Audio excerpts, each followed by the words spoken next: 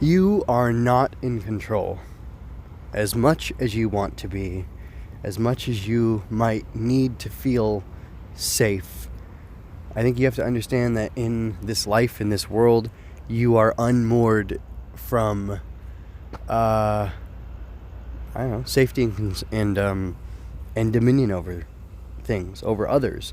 The only one you're in control of is yourself, and the only person or thing you can really rely on besides death and taxes, is that you get to make your own choices, and you can rely on yourself to do what you're going to do. But then again, I guess if you think you're in complete control of yourself, you might even surprise yourself with the things you are and are not able to do.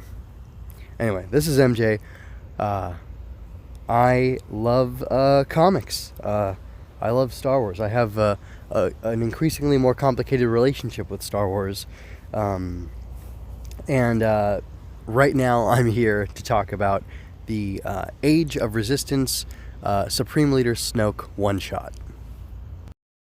The creative team for the story was Tom Taylor, Leonard Kirk on story, Leonard Kirk on pencils, Cory Hamscher on inks. Apparently colors were done by Guru FX. Don't know what that means. And then Travis Lanham does the lettering. Let's see. Phil Noto was the cover artist. I have to say, I really don't like the cover on this. The artwork is fine. I just don't find Snoke to be a very compelling design or a very interesting character at all. And the cover, it hints at Dagobah. I don't know if Thrawn has something behind his, the helmets, or the shapes behind him look like two helmets facing away from each other. Like on the left would be Kylo Ren's, and on the right would be maybe another Knight of Ren's helmet, but the Knights of Ren, other than Kylo, don't factor into the story. And, there's a little throne there, and I don't know. It's okay. It well represents, what we saw of the character mostly.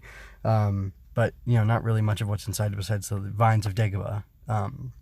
So we open on probably the technically best piece of art in the... we don't open with it, but I'm showing on my video of this the big dream sequence in the cave when Ben is fighting against Skywalker, and he thinks that's his ultimate challenge when he is angry with Luke, his uncle, and he fights and he fights and he continues fighting until he finally defeats the ghost, the visage, the vision, the specter of this noble Jedi who is everything that he's trying not to be, everything he's fighting against, and he thinks he's done. By the way, the art is great. It's funny, the Age of Rebellion series, I think it was the Age of Rebellion series, had this kind of theme that went through where they would show one big splashy page like this, where it was a 2-page spread, and it was of combat of some sort. There was a great one with Qui-Gon. What were the others? There was Maul. I don't remember the others. But I don't know if I give points to Marvel and the Lucasfilm books or whatever team for doing that, because it looks good and it's consistently, and it's a nice theme that carries across all the books, or if that's cheap because they say, and then this is where there's the big action scene, double spread. But it looks good. So and it was cool. What I liked most about it was Snoke's dialogue or monologue or whatever. I think he was speaking to.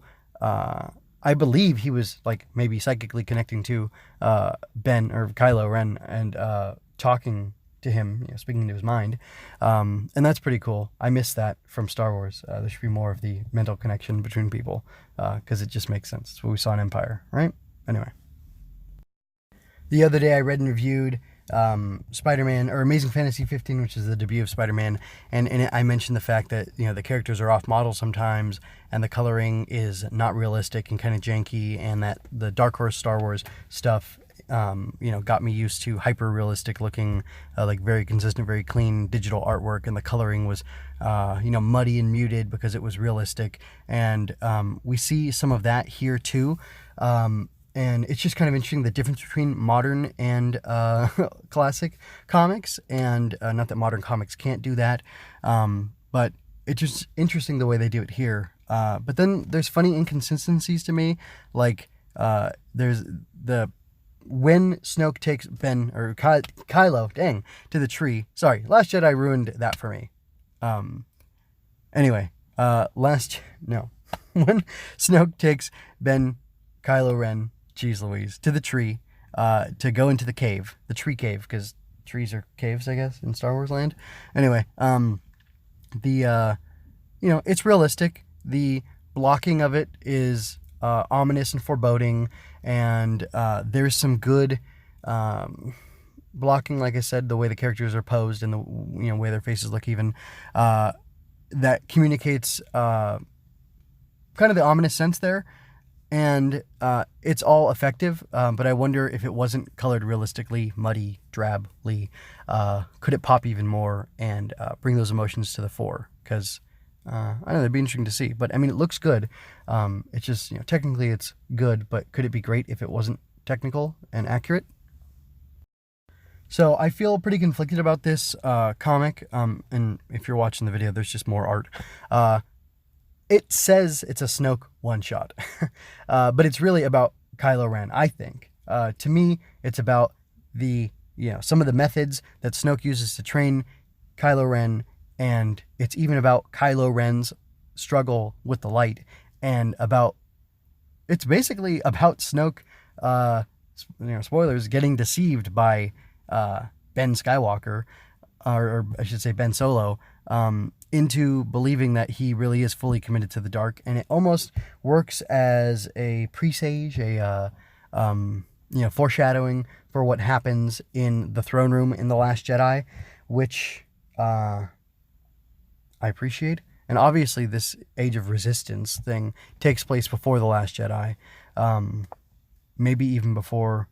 Well, it has to take place before The Force Awakens, because Last Jedi picks up right where Force Awakens ended. So that's interesting to me.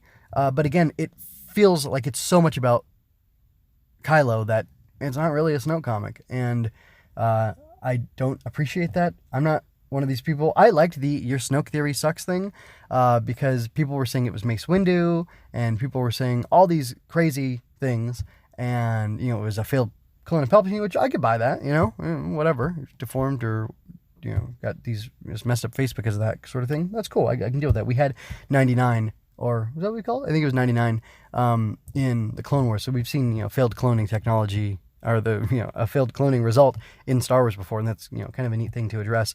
But I just thought, well, he's probably somebody new that we never heard of from the unknown regions, and we'll see what happens.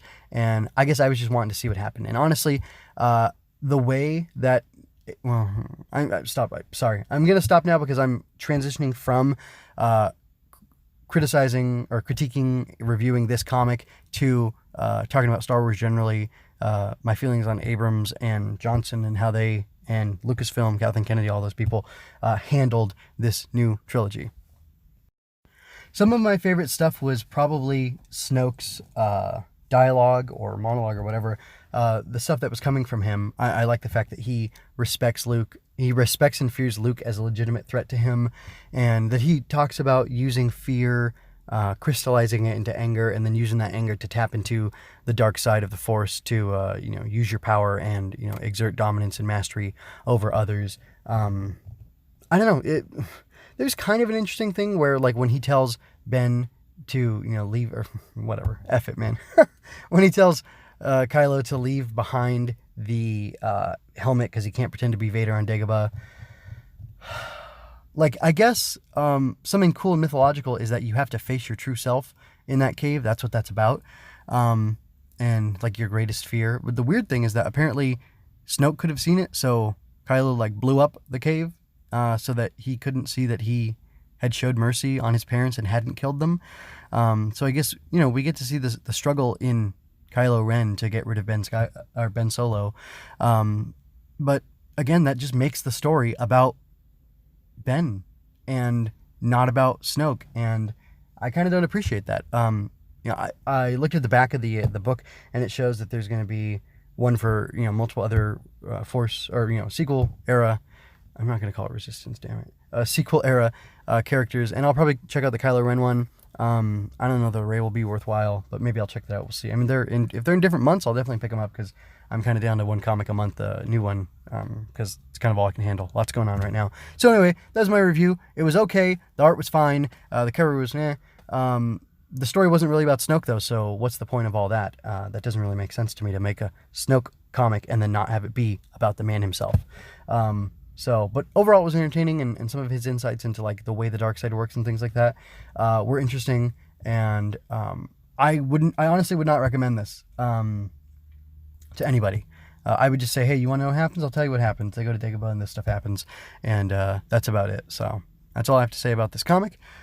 Thanks for sticking with me. Check out mjmunoz.com for more of my work. I talk about tokusatsu and write original fiction you can find there. I am also participating in Toku-tember, making tokusatsu-inspired art for the month of September. I'm an aspiring author who will gladly accept your financial support through coffee.